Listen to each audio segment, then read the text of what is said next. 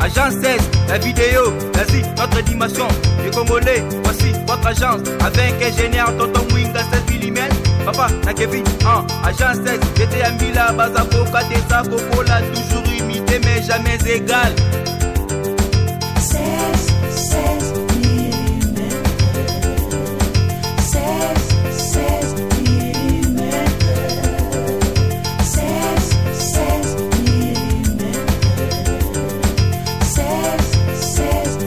mm. Réalisation, clip vidéo, théâtre et cinéma, publicité, documentaire, magazine, reportage mariage, reportage d'aide et émission. 16 mm. 16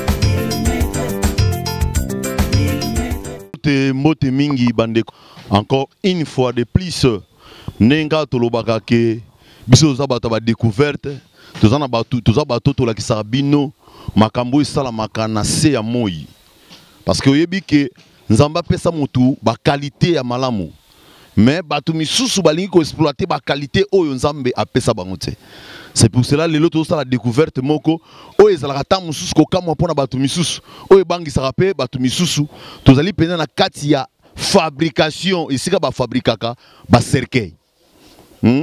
Petit nanga tiesko elika maokamwa mais na mbula misika fourmi to déjà na kati ya kawele to yeba masolo ndenge zo tambola ndenge nini awa balebisi ngai ke babenga ngo kawele na kati ya territoire ya Miba na kati ya Kimbangu na Fonkobel naza awa na kati ya Kimbangu mboka ya Papi Mbavu Kotazo mboka ya Marco Kitenge mboka ya Jirida Makengo mboka ya bato ebele donc ba prêtre mboka ya Kovo Kisompa mboka na ye ya ngoyo na kati ya Kimbangu sans plus tarder. Bien papa na sepeli komona yo awa na fabrication soki na bengango fabrication soki fabrique soki na lobanini na ebite awa nde sika basalaka ba cercueil ezo kam isote zo bangi sote o salaka cercueil bon musala oyo ba muta bangaka oyo na sala te ngalo kwa na salaka déjà donc na ko banga ngote cercueil avant cercueil banda cercueil pour comme to bengango cercueil banda na étape nini tukena wenze soit wenza zigida soit ya mombele tusombi mabaya tukena machine tu sala si modèle de 5 to sala to ina wana atelier mais de forme na sala oyo na sala forme oyo yangwana après forme oyo na bengi batu ba grataka ale bano gratter na sisi na étape wana na longwe wana na pesi finisseur a zwango asali bisala sala na ye toke na peinture peintre batie couleur latisi toke na maison simple ya koloba mais ekozala moi pas est-ce que ebi ke cercueil bangisa bato bon ebangisa bato ndenge bato balobaka soki ozali banda nano koti na kati te yango obanga mais soko koti na kati obanga lisusu te na étape ya moto toza na 3 étapes neti na vie toza na 3 étapes naissance vie na mort ataba osali ndenge nini o vivre okufa kaka na biso mo beto kufa kaka mais cercueil komona yango kosala yango boye ezo coûter vraiment écoute mbongo mingi mokutaka mbongo mingi na machine bon ba dépense ka toloba machine oyo na machine oyo awa pesi gratter soko ibola tsate obengi mutu alatsaka latseli yo otie ba G oke na maison otie prix na yo evandi soki basombi balongo 10% na bango babengi yo zamboko cercueil eza elo mo eza extraordinaire pona bato ebele o bayebi yango te o bato ebele bamona yango kibangisaka bato cercueil soki yo koloba elo ni okoloba pona bato par rapport ya musala oyo yo pona parce que misala eza ebele pourquoi ka faut pona musala et misala eza na ebele yaka na cadre de menuiserie po bato za pe na kati yawa bato basala pe ba porte bazali soko amoni porte etambola te cercueil etambola asai na cercueil yango wana o ba Monique ya sepeli aya na ye aye to sangani oye bango kaka o eza étape ya ko fabriquer montage siko na monter sima na triplex bon o eza ka marque ben porter me misika bo omona ngoni poto okaki ba madilu ebimaki soki mutakufi bobengi bopesi kombo cercueil soki bobengaki madilu mari misamu makombo ebele siko marque ni to bimisa siko me de la partir ya moi mutu mo bo ayeba ina mboka kufi so ba kundie ne loko wana amamo loko wana batumbole en kombo papa kizenga to kufa bopesi kombo cercueil te tali cercueil wana na TVT so to tali yango to sepeli nango to sala ngo siko o marque ni o siko na ebimisika nanu ndoko bakundi mo mutu mongo te yango wana tozo monter kaka nan to pesela ngo kombo te mais to fabriquer kaka siko étape on eza étape nini wana étape ya finition finition donc outi awa oye awa awa eza étape ya finition noko bonjour hein Bonjour. comment on a ni papa Zola.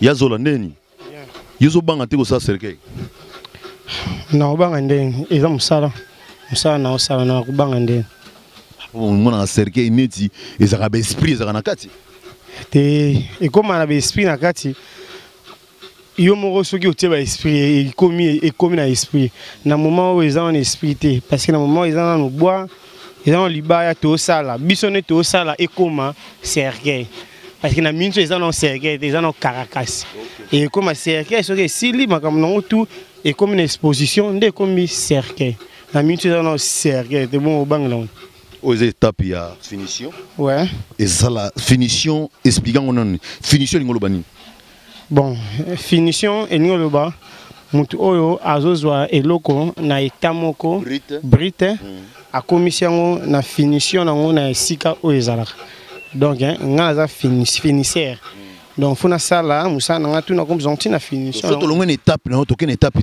ya suka donc étape oyo eza étape toke déjà na étape ya suka po batia ba peinture batia ba oui ba vernis toza na deux sortes ya cercueil toza na cercueil ya vernis oyo abengaka cercueil laqué toza na cercueil en bois en vernis oyo bakoko na so bakongo bamama so kongo balingaka mingi cercueil ya libaya ya vernis yango cercueil ya couleur eza ndeti oyo ndenge bazosala soki nazwi na tie papier boye ekende pa ya peintre oyo nde eza boye eza cercueil ya vernis oyo ngam nazozwa nazwi yango na état brut na okomisa yango ti na suka na vernis donc eza mosala na mosala donc cercueil seke efutaka nango eza vrai cope so moto alingi akota na cope afunéraire akota na ye bon eza cope lelo na Congo babombelaka so moto cope te bakangela motema na cope te à condition ndeke oyeba na cope yango parce que jamais que bakoyebi soka maman qui kuna na ba Congo ngube ezofuta mbala moko otomboli mbongo te okena no osali no assister nanu oyebi ki basombaka boye babimaka boye bazongisaka boye nde oyebaki na osoma na combien na oteka na combien pendant bénéfice eza na cope.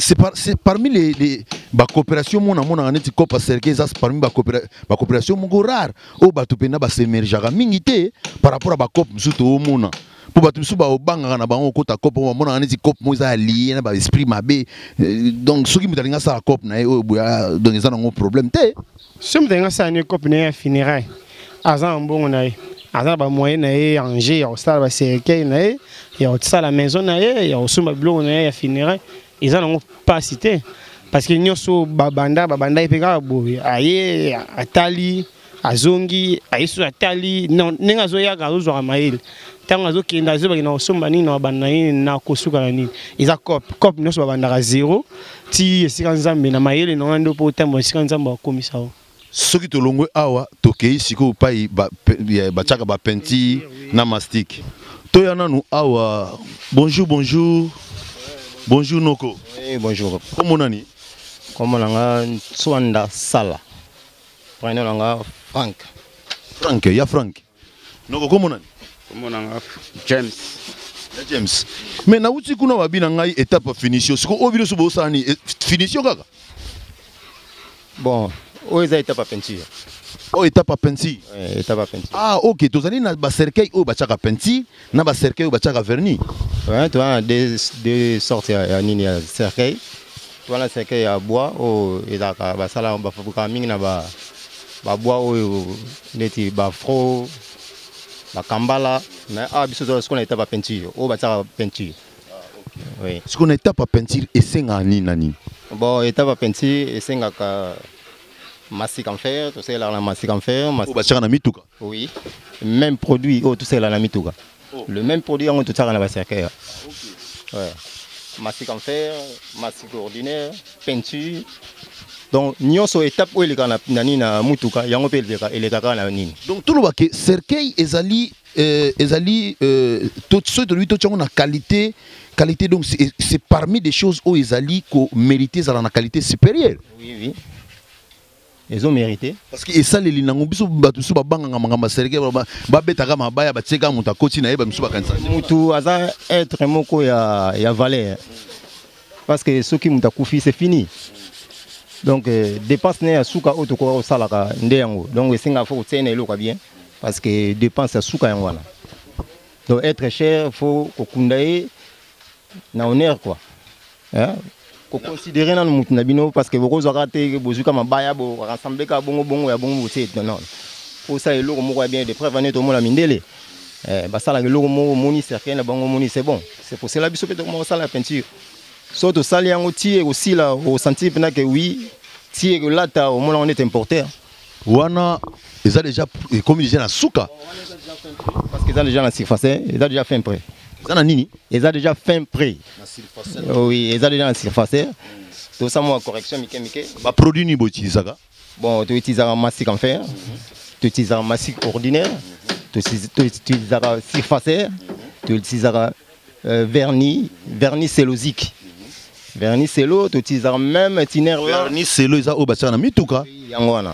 Donc vernis cellosique, tu utilises comment diffuseur, tu utilises tiner, tu as deux sortes de tiner, tu as tiner cellosique, tu as tiner lent.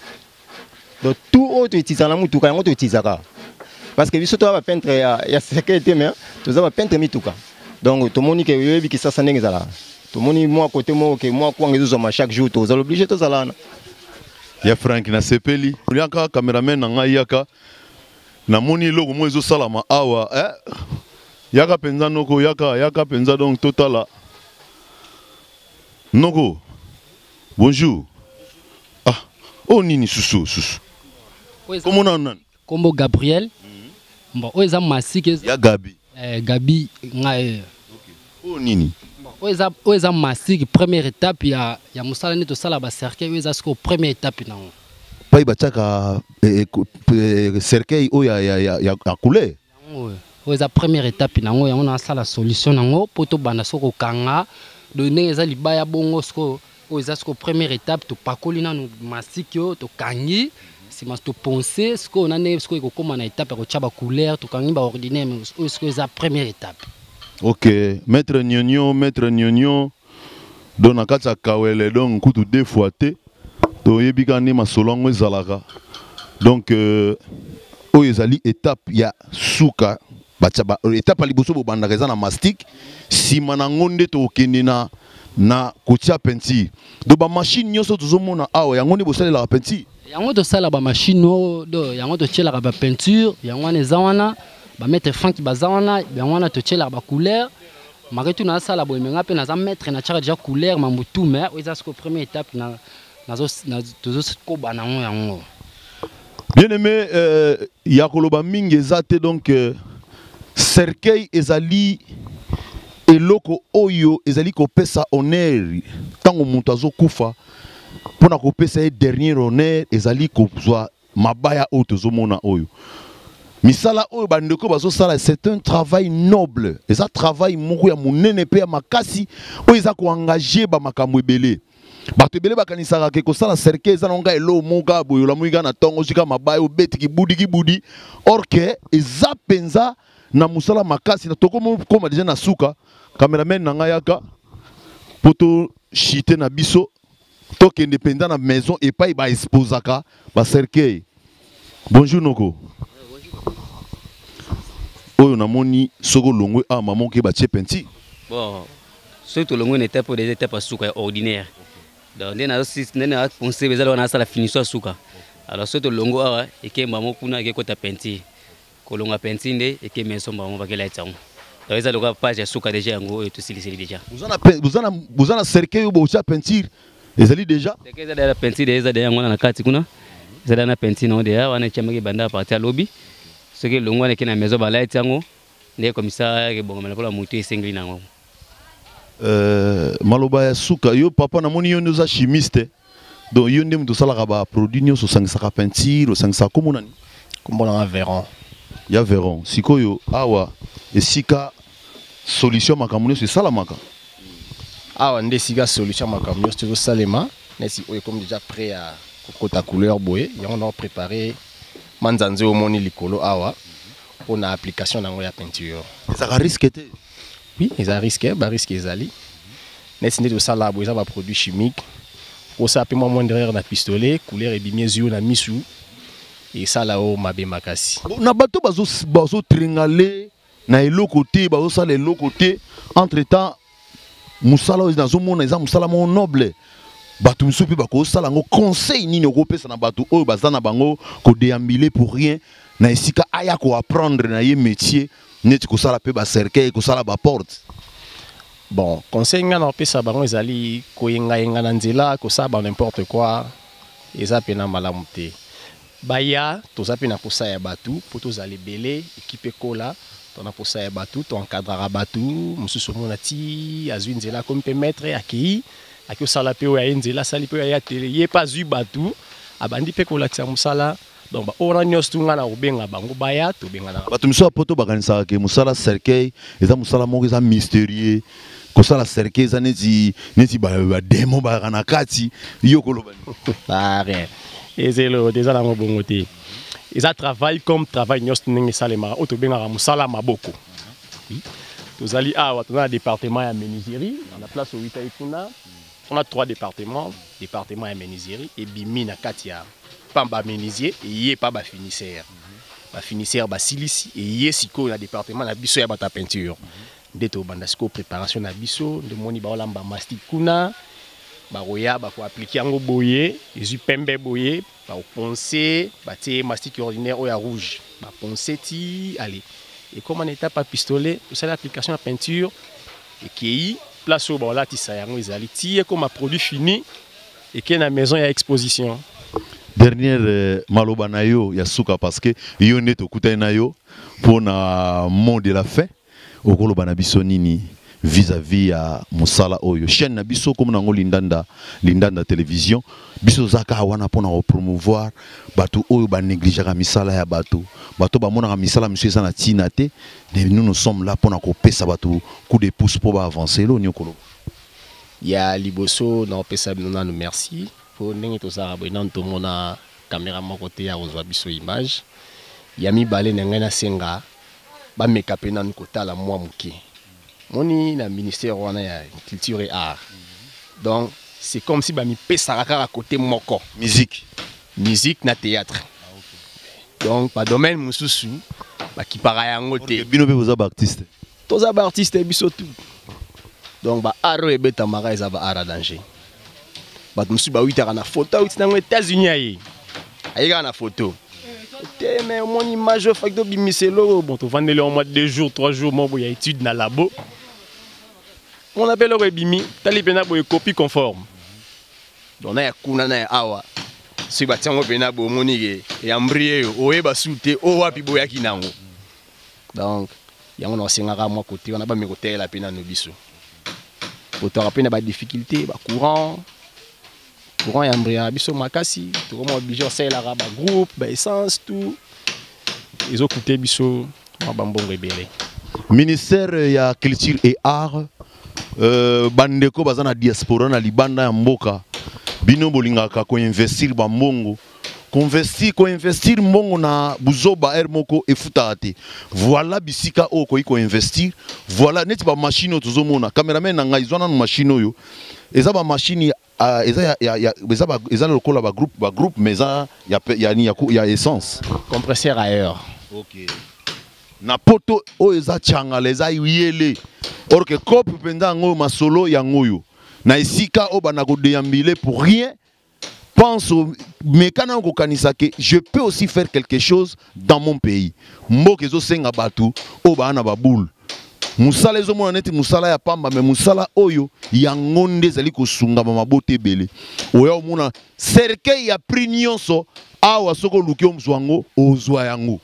Donc batu oyo bazali batu ya ko tia bango maboko eza batu oyo ya ko soutenir bango afin que ba avancer ba kende musika. Donc merci Papa Véron. Donc ya oloba mingi ezate to komi na biso na suka penda émission na biso to sepela ki to ya mbabino to ya mbelabino bato basalaka cercle mais to tikana na moi partie ya musuku ya muke o to kozwa finition peinture si batie ne bato tia bilama na kati bato la cercle o boule kutu te ke cercle mabaya ngo babete kia to betana no bulu yeke kote kuna na sima to tande masolozo la bon botika la bien. Bonjour ba ndeko nyonso balandi ya 3 fois .w.com. Tozali kopesa advice to tozali kosa publicité moko po nanzela ya Info 16. Awa tozana kati ya Sheffield, donc tozali ko présenter tout tozali ko représenter Sheffield, tozali ko représenter Info 16 na kati ya Sheffield. Abengi bino so boza partout dans le monde, bo s'abonner na kati ya site na biso o ezali www.info16.com. Kota na kati okozwa information nyonso oyo okosepela na yango. Bye. Hello, I'm Sheila Fonsu, originally from Angola. I'm here to talk about the Info6 website, which is an amazing that I would definitely recommend for you. If you are interested in fashion, shopping, politics, whatever, this website would be the perfect because it will give you like information about everything around all over the world. If you are a foreign student like me who is in England and from Angola and want to get more information about back home, please do so. The website will be down here. It's www.info6.com. Please do it now. I'll see you. Muito bom dia, boa tarde, boa noite. Gostaria de vos convidar para subscreverem o canal www.info16.com. Nesse canal você vai encontrar muitas informações, qualquer informação que você quiser, política, música, moda, fashion, educação. Então subscrevam esse canal e fiquem em paz. Bokota na Info6, bokozwa information a solo. Please subscribe to www.info16.com. Like the video, watch the video, info16.com. Like the video, watch the video. Botala Info16, Botala Info16, Botala Info16. Sit Iban Omboka. Sit Iban Omboka. Agence 16, la vidéo, vas-y, notre dimension. Les Congolais, voici votre agence. Avec ingénieur Tonton Mwinga 16 mm. Papa, na Kevin, agence 16. J'étais à Mila, Bazako, Katesa, Kokola, toujours imité mais jamais égal. 16 mm. 16 mm. 16 mm.